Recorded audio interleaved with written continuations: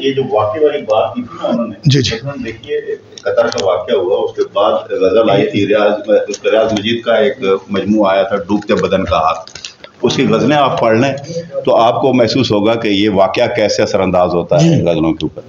اب ہمارے سامنے جو کچھ ہو چکا ہے، اس نئی نسل نے اس سے کیا اخذ کیا، یہ بہت بڑا حادثہ ہوا ہے۔ اختر کے ہاں میں دیکھتا ہوں اس کا ایک شعر وہ آتا ہے جس میں جنازوں کا ذکر ہے کہ ایک جا رہا ہے اور دوسرے کو ہم اٹھانے، تو وہ جو آپ دیکھیں یہ جو کیفیت ہے ہمارے ہاں، وہ ہمارا شاعر تو کہیں اور بیٹھا ہوا نظر آ رہا ہے۔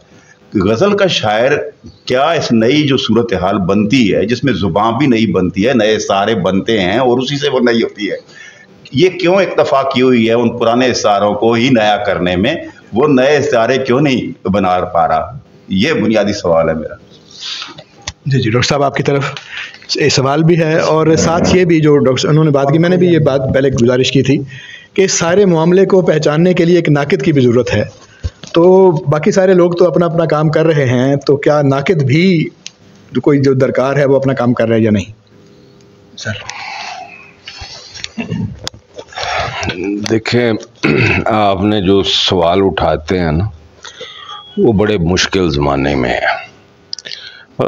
ہم دیکھتے ہیں کہ 60 کی دہائی کے جو ہمارے بزرگ تھے، کتنے درجن بڑے نقاد آپ کو ملتے ہیں، درجنوں، ایک سے ایک بات، ٹھیک ہے۔ اس کے بعد آپ کو کون سے نقاد ملتے ہیں؟ میں نام گنوا دیتا ہوں آپ کو۔ سہیل احمد خان ایک ہے جو ان کے جونیئر، یعنی جسے آپ 70 کی دہائی کا نقاد کہیں، تحسین فراقی صاحب ہیں، سراج منیر صاحب ہیں، سعادت سعید صاحب ہیں، اس طرح کی چند لوگ ہیں۔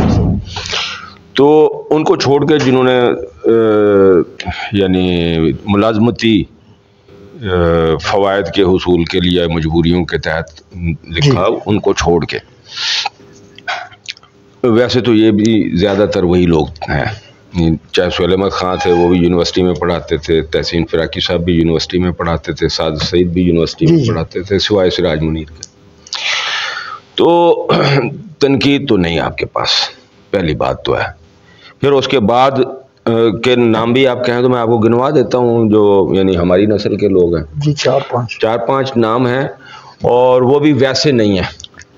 جمع کوئی آپ کے پاس عسکری جیسا نقاد نہیں آیا، فاروقی جیسا نقاد نہیں آیا، یعنی 70-80 کی دہائی کے لوگوں میں، ٹھیک ہے نا۔ تو تنقید کو تو ایک طرف رکھیں، تنقید کی ضرورت ہوتی ہے پہچاننے کے لیے۔ تخلیق شاعر کرتا ہے، یعنی اس کی حیثیت سیکنڈری ہے نقاد کی، جو اولیت ہے وہ تو تخلیق کار کو ہے، وہ تخلیق کرتا ہے۔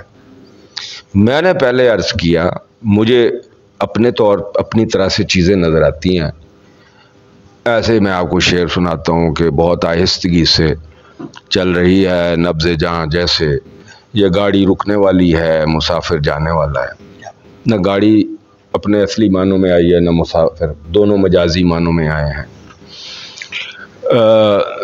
دھل جاؤں گا اگلی بارشوں میں، دیوار پر چاک سے لکھا ہوں، بہار کی دھوپ کے نظارے ہیں اس کنارے، ہمیشگی کے نشان سارے ہیں اس کنارے، کسان دلشاد کھیت آباد ہیں وہاں کے، سفید بھیڑیں ہیں سبز چارے ہیں اس کنارے۔ جب دو طرح، میں نے پھر ریپیٹ کرنا پڑ رہا ہے مجھے کہ مجھے یہ لگتا ہے کہ دو طرح کے استعارے ہمارے یہاں بنے ہیں، ایک استعارے جو کلیکٹیو ہیں، ایک استعارے جو شخصی ہیں۔ جیسے مثال کے طور پہ غلام حسین، اسی بارے کہ کوئی کلیکٹیو استعارہ بھی کوئی بنا پایا؟ جی میں وہ عرض کر رہا ہوں نا، میں تو 2-3-4 مثالیں دی ہیں کہ یہ کلیکٹیو استعارے، آپ کو سارے شاعروں میں جس کو چاہے اٹھا کے دیکھ لیں۔ تو غلام حسین ساجد کا مجموعہ چھپا موسم، اس میں موسم کے استعارے ہیں، ساری شاعری موسم کے استعاروں میں کی ہوئی ہے۔ اس کا مجموعہ چھپا عناصر، سارے شاعری عناصر کے استعاروں میں، مختلف مٹی، پانی، آگ، ہوا اور خواب، 5 استعاروں نے لیے، 5 استعاروں میں پوری کتاب لکھ دی۔ ان کا اپنا ایک طریقہ ہے، لیکن یہ کہ وہ استعارے ہیں۔ خواب کا استعارہ تو میں نے آپ کو عرض کیا کہ وہ قیام پاکستان سے شروع ہوتا ہے، اور آج اس وقت صرف یہ کہ خواب بدلتے رہتے ہیں، کبھی خواب دیکھا جا رہا ہے، کبھی خواب ٹوٹ رہا ہے، کبھی خواب گم ہو گیا ہے، لیکن خواب ہے اور وہ آپ کی زندگی کو پیش کر رہا ہے۔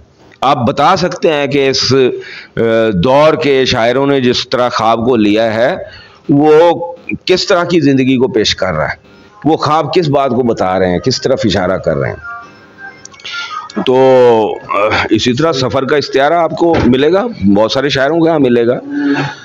پھر میں نے عرض کیا آپ کراچی کے شاعروں کو دیکھیں, آپ کو وہاں ایک اور استعارہ الگ سے ملے گا جو آپ کو پنجاب کے شاعروں کے یہاں نہیں ملے گا, سمندر کا استعارہ اس طرح سے.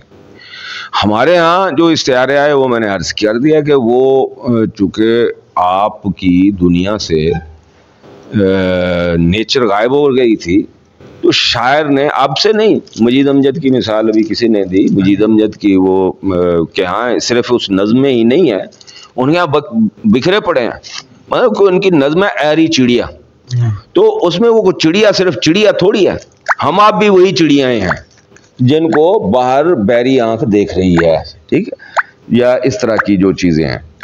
تو استعارے کے بغیر تو شاعری کا تصور نہیں ہے. استعارہ شاعری کو بڑا یا چھوٹا نہیں بناتا ہے, شاعری کو بڑا چھوٹا بناتا ہے اس کا اسلوب اور اس کی فکر. جیسے اقبال کی بات کی گئی ہے, اس کے پاس ایک غیر یعنی معمولی بڑا اسلوب تھا اور غیر معمولی فکر تھی, اور وہ پیش کر رہا تھا آپ کی دنیا کے انسان کو.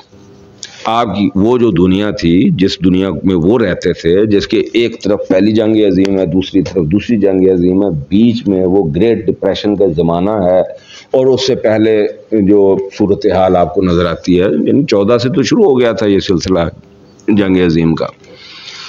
وہ سمجھ رہا تھا اس بات کو کہ یہ جنگ جو ہے یہ کس لیے ہے, تو اس کے ہاں وہ ساری چیزیں اپنی ایک استعاراتی معنویت میں آئی ہیں. وہ بہت بڑی شاعری ہے. اب آپ کہیں کہ اتنی بڑی شاعری تو اس کے بعد آپ کو ملتی نہیں ہے. اقبال آخری بڑا شاعر ہے آپ کا.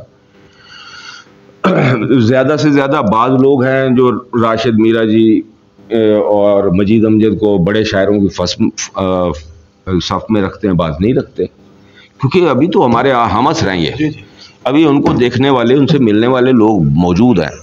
جب شاعر کو دیکھنے والے اور شاعر کو دیکھنے والوں کو دیکھنے والے موجود ہوتے ہیں, وہ ہمارے ہمس رہتے ہیں.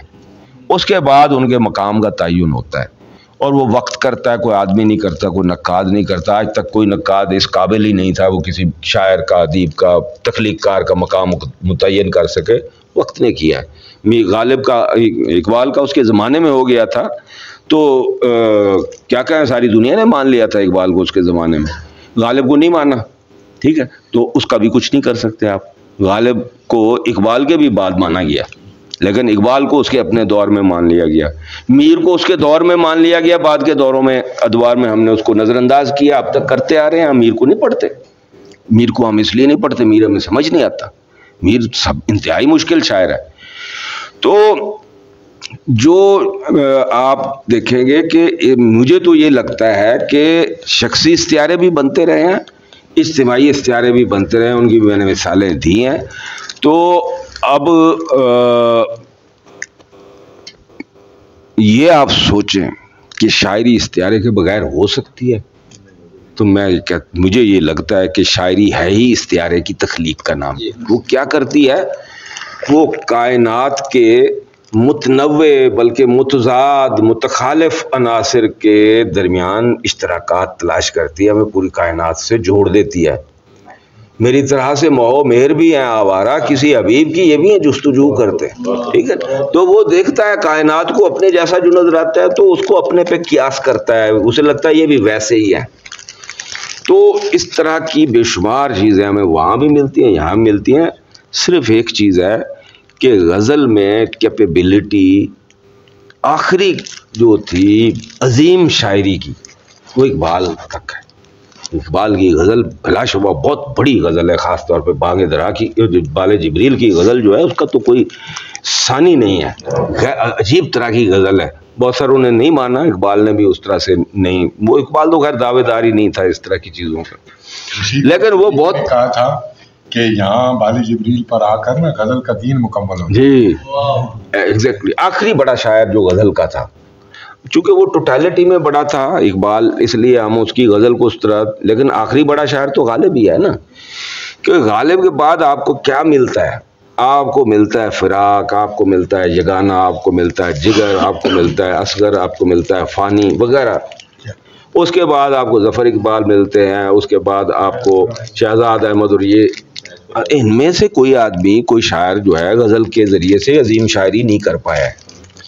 وہ عظیم شاعری کی ایک خصوصیت تو یہ ہے کہ وہ ٹوٹیلٹی میں پیش کرتی ہے، تو ٹوٹیلٹی میں نہیں پیش کیا. آپ دیکھیں کہ 20ویں صدی بڑی عجیب و غریب صدی تھی اصناف کے اعتبار سے. عظیم ادیب کہاں پیدا ہو رہے تھے؟ 2 آدمی بلا یعنی تخصیص، منٹو اور بیدی ہیں افسانے میں. اور چلیں 3 آدمی تو یہ بیٹھے ہوئے ہیں، راشد میرا جی اور مجید امجد. چلیں ہم یہ کہتے ہیں کہ میر غالب اقبال کی سطح کے عظیم شاعر نہیں ہوں گے، لیکن بہرحال بہت بڑے شاعر تھے. اس طرح کی شاعری غزل میں آپ فراق اور یگانہ کی شاعری کو اتنی بڑی سطح پہ نہیں رکھتے ہیں، یا ظفر اقبال یا اور جو ہمارے شاعر ہیں. تو وہ اصناف کی شفٹ تھی جو جاری رہی. اب آپ پچھلے 40 سال کی غزل میں کس کس کو نکالتے ہیں؟ تو وہ بڑی مایوسی کی بات ہے. میں معذرت کے ساتھ بڑی مایوسی کو، یعنی آپ کرتے ہیں نا، آپ کو فراق کی سطح کا بھی کوئی شاعر نظر آتا ہے؟ بات ہو رہی ہے ظاہر ہے. ہاں آپ بات کریں کہ کیا فراق یا یگانہ کی سطح کا کوئی شاعر بھی ہے پچھلے 40 سال کی غزل میں؟ تو افسوس کہ نہیں ہے، اس لیے کہ ان کے ہاں کیا کیا کمالات ہیں اسلوب کی سطح پر بھی، موضوعی سطح پر بھی. ایک نیا ٹرینڈ پیدا کرنے والے لوگ ہیں. تاکہ ناصر کاظمی جیسا شاعر بھی آپ کو نہیں ملتا. جن چیزوں کی ہم داد دے رہے ہیں تھوڑی تھوڑی، یہ تو ان کے ہاں ایسے پڑی ہوئی ہیں ریتوں کے طور پر. تو میں بہت شکر گزار ہوں